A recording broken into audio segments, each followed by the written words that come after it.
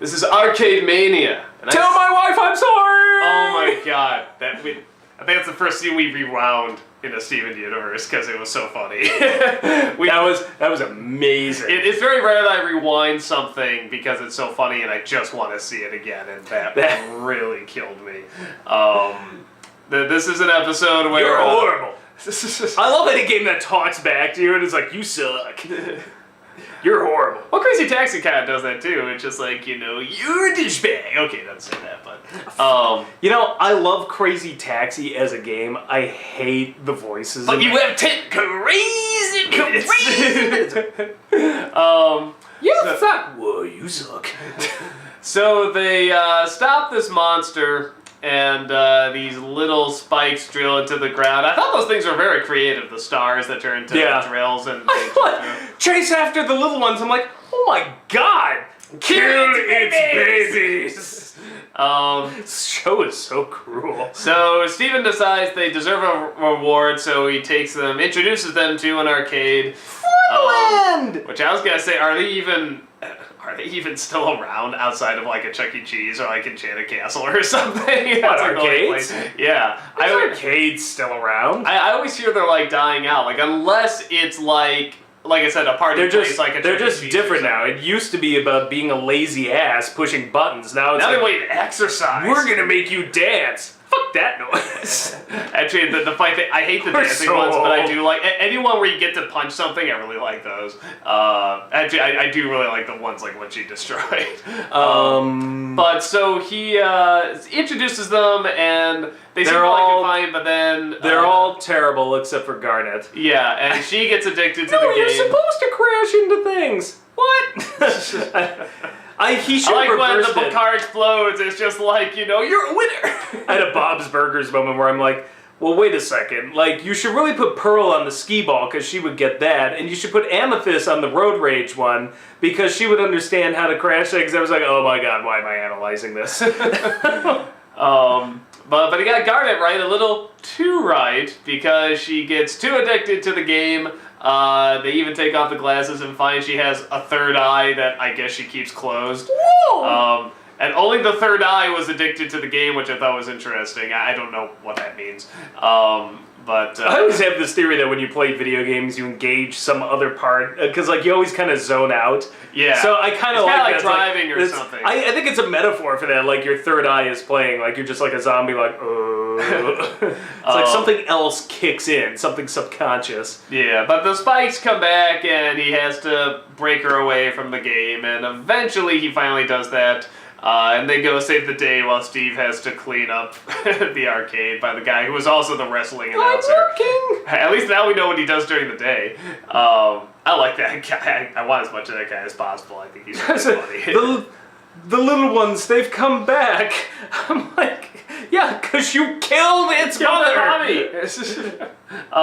But I'm sorry, I just lost it there. It's like, chase after the little ones. I'm like, holy shit! they're pretty violent. And then no.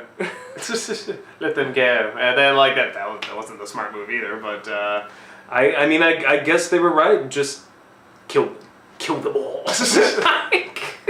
So I guess I guess I do like that the show doesn't shy away from violence. So I know there's a lot of shows that kind of are, but it's weird because we're in a strange time where everyone's saying like, less violence in kid shows, which I'm not totally against. Just adorable violence. It's like they find these interesting ways around it that in many respects make it even more violent. But, I mean, even with, Ninja Turtles and stuff like that, we'll make them robots. That way they can do whatever they want to them and stuff. But here, it's like we'll have them just disappear. Yeah, but they're still, these living things. They're still, they have insides and organs and stuff like that. So, but I don't know. I don't care. Still in the shadows. The sun has not come up enough yet.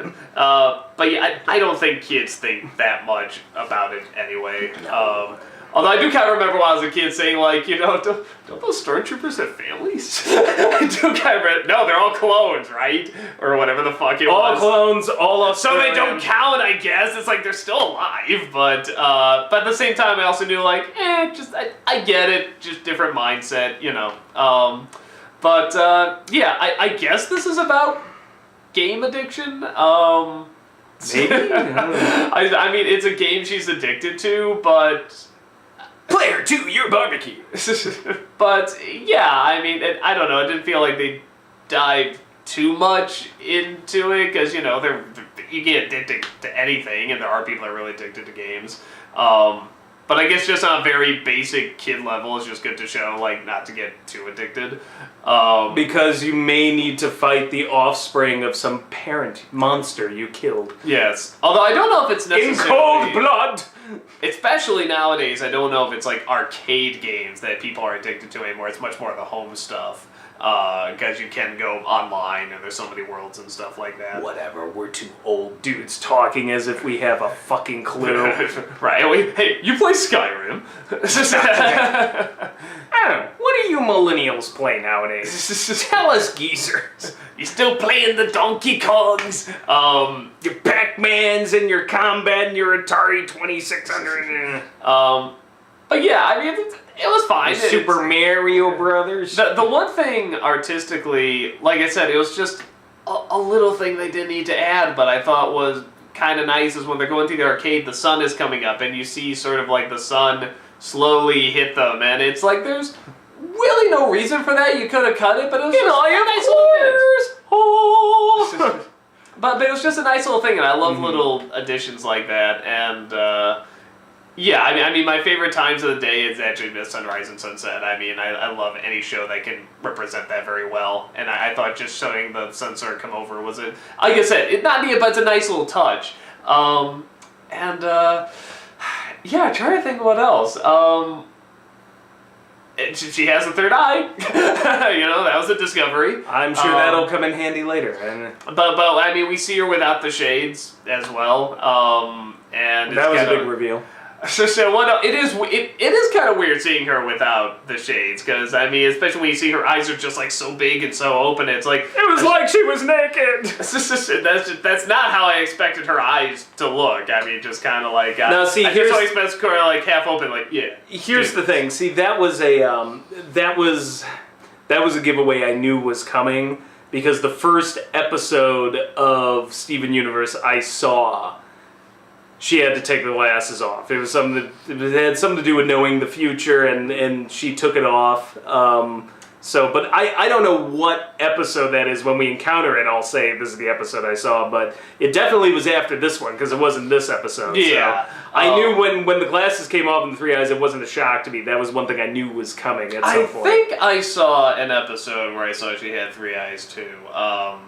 I'm not positive. Aren't we fancy? Well, no. I think I saw it, but it was still. You just couldn't let me have it. Well, no. It's interesting that the reveal is like not only does she have three eyes, but only that one is shiny and being colored. And it seemed like only that one was really watching it too. So it gives sort of an intrigue of like what is that third eye? Why was only that one colored and not the other two? And why is it blind? Yeah. Well, third eye blind. Well, kind of, because she does actually close it, you know, when it's done, so it is interesting. But it is just funny when you finally see her eyes. Like I said, it's not like a big moment where it's like, you know, it's not like Blues Brothers where she shows it, it's like they're beautiful looking eyes, or it's like, you know, the cool half open eyes, they're just like, it's like these big wide eyes. Kind of a interesting reveal, but... Wide eyes, clear eyes. Clear eyes is awesome. So Bueller. So yeah, good episode. Are there arcades around? I don't know. Leave that in the comments. I'm curious. Outside of like a Chuck E. Cheese arcade right at Gulf Mills out in Niles. Is there? Yeah. Oh, okay. And the only place I ever see them anymore are cons. And that is one of the things I kind of look forward to, because they have like the old consoles and stuff like that. Or the old like machines. I mean, now the two malls next to us, there aren't any arcades, but that doesn't mean they don't exist. Oh, I mean, I'm sure there's like one or two, but are they still like? Well, I mean, I remember a lot of closed. There's down. like Galloping Ghost. There's old '80s, like we've got '80s yeah, arcades that's true. near us. Like that's true. We do a Galloping Ghost. '80s, '90s, like classic games.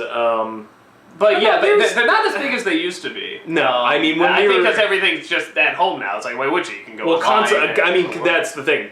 Between personal computers and consoles, everything caught up. Yeah. Like, and so handheld as well. So like, the on idea your that phone you're going and to stuff. pump a bunch of quarters into a machine to give you something that you could do at home. Yeah, and pay one price, know, boom, you got it, whatever you wanted.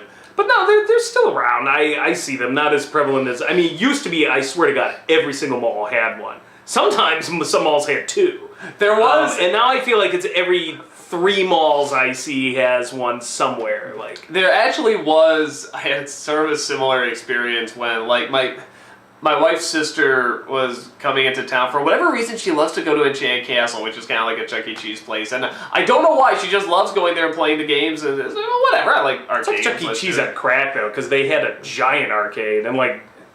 Yeah, it's not quite mini as big golf anymore, but and it's still bumper pretty good size. cars. Yeah. And, but yeah, and for whatever reason, I was like, I had a few tokens left because that's how they get you. And there was like a Pink Panther game. Like, whatever, just tried like, it. It just looked like something. You mean like da-da? Yeah. Da-da. Yeah. Really? And there's a Pink Panther game, and all you do, you just go down this, like, you just got a few levels, and you just go through these little pits, and this laser's coming down. You just have to get through the pits before the laser comes down, and it was insanely fucking hard. And this is like for little kids. And I'm just playing this. I lost the first time. Well, okay, I just need a little training. Let me try it again. It's one of those where like every quarter is a turn. I mean, it was total idiot, like, we just suck in idiots, and I was the idiot, because I just kept putting in these tokens. I'm just like, God damn it, I will beat this fucking guy. I'll at least beat this first level. Maybe it is one level, I don't know, but I will fucking get far. And the more, like, whatever coins or jewels you got, the more tickets you got, which, you know, will get me that comb. But, I was just like, shit, how much money? That would cost like 400 tickets. You're lucky you would get a used candy wrapper for 100 tickets. But, like, I kept pumping the tokens into this. I'm like, holy shit, this is what they're talking about. This was once a Werther's original. I just can't believe, it's like, of all the stupid dumbass games to get addicted to, like, I just could not believe, because it was just always over so fast, and you just always think, alright, the next one I could get, this is so stupid, I have to be able to beat this goddamn game, it's so simple, and it was just like, now I know what they're talking about. So, yeah, that was, Why didn't you just go to the last skee ball in the row and just keep pumping them in the 50... No, I wasn't doing it for the. It wasn't like for the the tickets, 50 man. point hole. No, it wasn't for the tickets. It was for the honor of beating this game I didn't even know existed, and nobody would care if I won except me. So I had to beat that Pink Panther game, and I did not. By the way, if anything, I think I got worse and worse the more I played it. This is a sad display. It's a hard thing to confess, but you know what? This episode convinced me that it's good to get it out there and not be ashamed. So No, I think you should be ashamed. I am ashamed. I'm very ashamed. Good. Don't play Pink Panther. You'll never come home. Stop Stop it! The flashbacks! it!